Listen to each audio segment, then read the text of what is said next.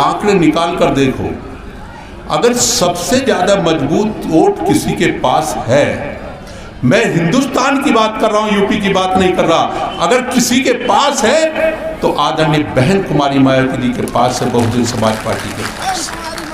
सम्मानित साथियों, आज हम आप लोगों के बीच में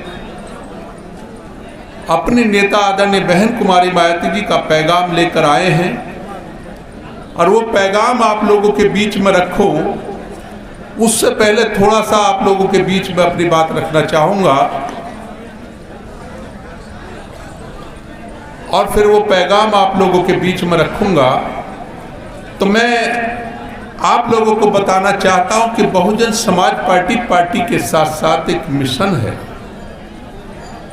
और इस देश में रहने वाले कमज़ोर, मजलूम, बेसहारा लोग, चाहे वो किसी भी समाज से ताल्लुक़ रखते हैं, चाहे वो पिछड़े समाज के लोग हैं, चाहे वो दलित समाज के लोग हैं, चाहे वो प्रकाश के गरीब भाई हैं, चाहे मुस्लिम समाज के लोग हैं, जो 88-90% लोग हैं, उनकी लड़ाई बहुजन समाज पार्टी लड़ रही है। और उन सबके लिए हमारी नेता आदरणीय बहन कुमारी मायावती जी का एक पैगाम है और वो 2 लाइन में आपके बीच में वो पैगाम रखूंगा कि क्या पैगाम है इस देश में रहने वाले सर्व समाज के गरीब भाइयों के लिए, इस देश में रहने वाले दलितों के, पिछड़ों के, मुसलमानों के, प्रकाश के गरीब भाइयों के लिए क्या पैगाम है, वो मैं 2 लाइन में आपके बीच में रखूंगा। पैगाम हमारे नेता का है हर एक कार्यकर्ता के लिए, हर व्यक्ति के लिए कि हयात लेके चलो, कायनात लेके चलो, हयात लेके चलो, कायनात लेके चलो, चलो तो सारे जमाने को साथ लेके चलो, चलो तो सारे जमाने को साथ लेके चलो।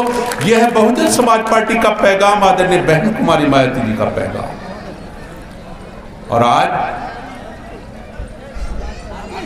हम कहते हैं 74 साल इस देश को आज़ाद हुए हो चुके हैं, हम कहते हैं कि हम इस देश के अंदर आज़ादी की ज़िंदगी जी रहे हैं, हम कहते हैं कि हम इस देश के अंदर आज़ाद हैं, हर व्यक्ति कहता है कि हम इस देश के अंदर आज़ाद हैं, हर पार्टी का नुमाइंदा कहता है कि हम इस देश के अंदर आज़ाद हैं, लेकिन ये आज़ादी मात्र चंद लोगों को मिली है और उन लोगों को मिली है जिनका इस आज़ादी में कोई सहयोग नहीं था। उन्होंने इस आज़ादी का फायदा उठाया है ये 88% लोग जिनके खून पसीने से छींचकर ये आज़ादी हासिल हुई, ये आज भी इस देश पर मरने के लिए तैयार है, मिटने के लिए तैयार है, लेकिन इस देश की आन को कहीं झुकने के लिए किसी भी हालत में बर्दाश्त नहीं कर सकते। कैसी आज़ादी मिली है जिसे हम कहते हैं कि हम आज़ाद हैं? कैसी आज़ादी है? हमारे बीच का एक व्यक्ति भूख से तड़फा था, जाड़े में ठिठुरा था, बेहोशी की हालत में सड़क पर उल्टा पड़ा था, पलटकर देखा तो उसके सीने पे लिखा था, सारे जहां सच्चा हिंदुस्तान हमारा, सारे जहां सच्चा हिंदुस्तान हमारा। मेरे भाइयों, मेरे दोस्तों, ऐसी आज़ादी हमें मिली है, लेकिन हम अपने देश के लिए हर तरीके से कुर्बान रहते हैं। इस आज़ादी को हासिल करने के लिए किसी एक व्यक्ति की कुर्बानी नहीं थी, किसी एक समाज की कुर्बानी नहीं थी, बल्कि इस देश में रहने वाले हर समाज के महापुरुषों ने अपनी जान की बाजी लगाकर इस देश को आज़ाद कराया। हर समाज के नौजवान साथियों ने अपना खून बहाकर इस देश को आज़ाद कराया था। हर समाज की माओं ने और बहनों ने अपना गोश्त सूनी करके इस देश को आज़ाद कराया। किस लिए आज़ाद कराया था? कि हम इस देश के अंदर आज़ादी की ज़िंदगी जिएंगे, हमें इस देश के अंदर हमारे अधिकार मिलेंगे, हमें इस देश के अंदर बराबरी का दर्जा मिलेगा, हमें इस देश के अंदर इज्जत और सम्मान मिलेगा, हमें इस देश के अंदर रोटी, कपड़ा और मकान मिलेगा। परंतु आज़ादी के 74 साल में चंद लोगों को इस आज़ादी का फायदा पहुंचा। आज भी 88-90% लोग आज़ादी से पहले जैसे जिंदगी गुजार रहे थे ऐसी जिंदगी गुजार रहे हैं। 74 साल की आज़ादी के बाद आज भी रिकॉर्ड उठाकर देखो तो इस देश के अंदर 10 करोड़ लोग ऐसे हैं जिनके रहने के लिए मकान नहीं है, सर छुपाने के लिए जगह नहीं है। जो बहुजन समाज पार्टी लड़ाई लड़ रही है, किस बात की लड़ाई लड़ रही है?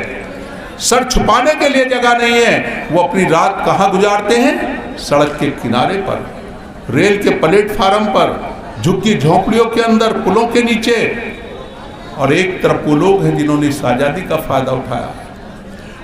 अगर अपने घर में कोई जानवर भी पालते हैं, कुत्ता भी पालते हैं, तो उसे अलहदा से बेडरूम बनाया जाता है। मेरे भाइयों, मेरे दोस्तों, एक तरफ 10 करोड़ लोगों के रहने के लिए मकान नहीं है, सर छुपाने के लिए जगह नहीं है, और एक तरफ एक जानवर के लिए अलहदा से बेडरूम बनाया जा रहा। हम कहते हैं हम इस देश के अंदर आज़ाद हैं। ये कैसी आज़ादी है? आज बहुजन समाज पार्टी इसी बात की लड़ाई लड़ रही है। बहुजन समाज पार्टी का कहना है कि ठीक है, उनके पास बड़ी बड़ी कोठी है, बड़े बड़े महल हैं, हमें उनके महलों से कोई लेना देना नहीं है। हम ये चाहते हैं कि इस देश के अंदर 10 करोड़ लोग और जो घर से बेघर हैं, उनके घरों की व्यवस्था होनी चाहिए। ये लड़ाई बहुजन समाज पार्टी की। आज 12 करोड़ लोग ऐसे हैं, जब दिन निकलता है तो इंतजार करते हैं कि हमारे बच्चों के खाने पीने के लिए कहाँ से आएगा, कहाँ से हमारे बच्चों का पालन पोषण होगा। खड़े हो जाते हैं शहर की सड़कों पर, शहर के चौराहों पर खड़े हो जाते हैं, इंतजार करते हैं मजदूरी का। अगर मजदूरी लग जाती है तो बच्चों का भी पालन पोषण हो जाता है, अगर मजदूरी नहीं लगती तो बच्चे भी भूखे पेट सो जाते हैं। और एक तरफ वो लोग हैं जिन्होंने इस आज़ादी का फायदा उठाया। अगर एक टाइम का भोजन करते हैं, एक टाइम का खाना खाते हैं, तो 10-12 हज़ार रुपये का खर्च आता है। मेरे भाइयों, मेरे दोस्तों, एक तरफ हम कहते हैं कि हम इस देश के अंदर आ जाते हैं, एक तरफ 12 करोड़ लोग, उनके बच्चे भूखे पेट सो जाते हैं, और एक तरफ एक व्यक्ति 12,000 का 10,000 का भोजन करता है। हम कहते हैं कि हम इस देश के अंदर आ जाते हैं। आज ये बहुजन समाज पार्टी इसी बात की लड़ाई लड़ रही है। बहुजन समाज पार्टी का कहना है कि 10,000 का करे, 15 का करे, 20 का करे, हमें उनके भोजन से कोई ऐतराज नहीं। हम ये चाहते हैं कि इस देश के अंदर 12 करोड़ लोग, उनके बच्चे जो भूखे पेट सो जाते हैं, उनको भी भोजन की व्यवस्था होनी चाहिए। ये लड़ाई बहुजन समाज पार्टी की। इसलिए मेरी आप लोगों से गुजारिश है, जो हमारे सर्व समाज के भाई बैठे हैं, चाहे वो दलित समाज के, चाहे पिछड़े समाज के, चाहे मुस्लिम समाज के, चाहे प्रकाश के भाई हैं, गरीब भाई हैं, मेरी उन लोगों से गुजारिश है कि झंडे के नीचे आ जाओ, बहुजन समाज पार्टी के साथ जुड़ जाओ। और मैं दावे के साथ कहता हूं, जिस दिन इस देश के रहने वाले गरीब 88-90% लोग बहुजन समाज पार्टी के साथ जुड़ गए, तो प्रधान से लेकर प्रधानमंत्री तक तुम्हारा होगा, ऐसे कोई लोग नहीं। क्योंकि वक्त बहुत ज्यादा हो गया, मैं ज्यादा समय नहीं लूंगा आपको। मैं सिर्फ इतना कहना चाहता हूं कि आज देश में, प्रदेश में भारतीय जनता पार्टी की सरकार है, और कैसे मंसूबों के साथ, कैसे वादों के साथ, किस तरीके के सुनहरे सपनों के साथ ये सरकार केंद्र में, प्रदेश में आई, लेकिन वो सारे के सारे सपने खोखले साबित हुए। और बजाय उल्टा काम हुआ, इन्होंने सबसे पहले वादा किया था 7.5 साल पहले, इन्होंने कहा था कि अगर हमारी सरकार बनी तो इस देश का काला धन हम 6 माह के अंदर अपने देश में वापस लाएंगे, हर गरीब के खाते में 15 लाख रुपए जाएंगे। ये वादा किया था। हमारे गरीब भाइयों ने ये सोचकर कि अब हमारे दिन बहाल हो जाएंगे, सारी परेशानियां दूर हो जाएंगी, और भरपूर वोट दिया और इनकी सरकार बनवा दी। आज 7.5 साल हो गए, किसी एक गरीब के खाते में भी 1 रुपया नहीं आया। और उसका नतीजा क्या निकला? 7 साल में क्या नतीजा निकला? नीरू अंबानी, विजय माल्या जैसे पूंजीपतियों के साथ इस देश का सफेद धन विदेशों में और उल्टा भेज दिया गया, हमारे देश को कंगाल कर दिया गया। ये वादा इनका खोखला साबित हुआ। इन्होंने कहा था कि हमारी सरकार आने पर प्रतिवर्ष 2 करोड़ बच्चों को, युवाओं को हम रोजगार देंगे। मेरे भाइयों, मेरे दोस्तों, आज 7.5 साल हो गए, 15 करोड़ बच्चों को रोजगार मिल जाना चाहिए था, बजाय रोजगार मिलने के और रोजगार छीना जा रहा है। कि हमारी हुकूमत बन रही है, सपा के लोग कहते हैं कि हमारी हुकूमत बन रही है। आप अपने हिसाब से आंकड़े निकाल कर देखो, अगर सबसे ज्यादा मजबूत वोट किसी के पास है, मैं हिंदुस्तान की बात कर रहा हूं, यूपी की बात नहीं कर रहा, अगर किसी के पास है तो आदरणीय बहन कुमारी मायावती जी के पास है, बहुजन समाज पार्टी के पास। इसके अलावा किसी के पास नहीं है। अगर थोड़ा सा वोट हमारे मुस्लिम भाई, हमारे अपर कास्ट के गरीब भाई, हमारे पिछड़े समाज के भाई अगर अपना थोड़ा सा वोट मिला देंगे तो भारतीय जनता पार्टी, समाजवादी पार्टी मट्टी में मिल जाएगी, इसे कोई रोक नहीं पाएगा। आज ये तकब्बुर की बात करते हैं, आज ये जज्बाती बात करते हैं, मगरूरियत की बात करते हैं, इनके मगरूर को उखाड़ कर फेंक दो, क्योंकि आप पिटे पिटे हो और जब पिटे पिटे एक हो जाएंगे तो उन पर लचीलापन आ जाएगा और ये मगरूरियत की बात करने वाले पटकनी खा जाएंगे। कैसे पटकनी खा जाएंगे?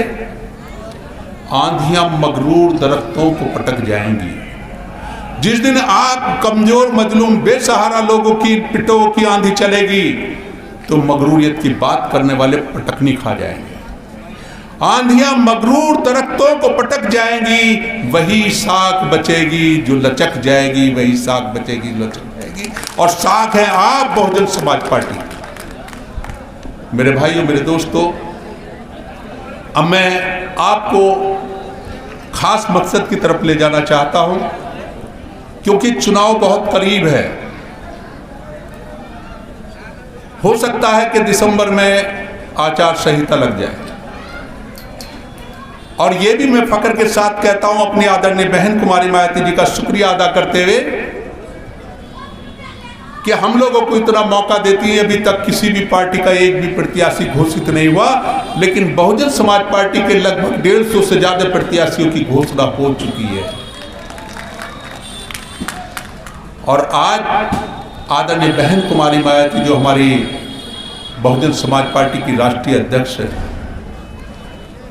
एक तरीके से कमजोर मजलूम बेसहारा लोगों की आवाज है और इस देश की शेरनी है। उनका पैगाम सादाबाद विधानसभा के लोगों के लिए, यहाँ से ऐसी शख्सियत जो किसी के परिचय की मोहताज नहीं है, पारिवारिक पहचान है, बहुत ही जिम्मेदार साथी हैं, और मैं जितनी मुझे जानकारी है, मैं जितनी तारीफ करूं उतनी कम है। ऐसी शख्सियत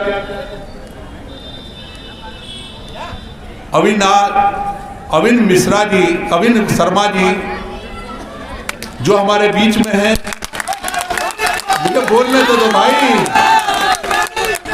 बहुजन समाज पार्टी की नेता आदरणीय बहन कुमारी मायावती जी के निर्देश पर आने वाले विधानसभा चुनाव सादाबाद से बहुजन समाज पार्टी के प्रत्याशी अविन शर्मा जी होंगे आदरणीय बहन जी के निर्देश पर। अब मैं आप लोगों से निवेदन करूंगा कि अविन शर्मा जी को सादाबाद विधानसभा से भारी वोटों से जिताकर आप भेजेंगे और बहुजन समाज पार्टी के झंडे को बुलंद करेंगे। आदरणीय बहन कुमारी मायावती जी को 5 बार उत्तर प्रदेश का मुख्यमंत्री बनाएंगे। और ये भी उम्मीद करता हूं अपने सभी संगठन के साथियों से कि आज के बाद पूरे तन मन धन से अपने संगठन के काम को मजबूत करें और यहाँ से भारी वोटों से भाई अविन शर्मा जी को विधायक बनाने का काम करें। अब मैं आप लोगों का बहुत बहुत शुक्रिया अदा करते हुए, जो हमारे विधानसभा की कमेटी है उनका भी आभार व्यक्त करते हुए, और जो साथी इस प्रोग्राम को सफल करने के लिए आए उनका भी आभार व्यक्त करते हुए, जो स्टेज पर जिम्मेदार